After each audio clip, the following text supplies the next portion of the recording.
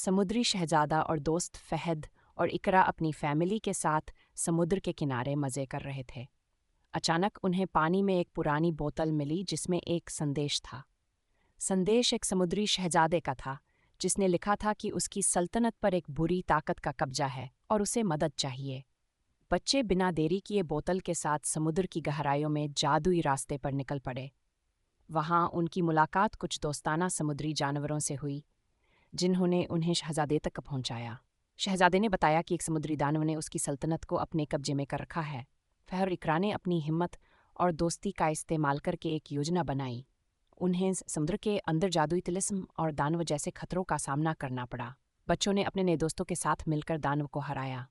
शहजादे ने उनका शुक्रिया अदा करते हुए उन्हें समुद्र का एक छोटा जादुई तोहफा दिया। फहद और इकरा किनारे लौट आए लेकिन उनका दिल समुद्र के नए दोस्तों और उस एडवेंचर की यादों में खोया रहा।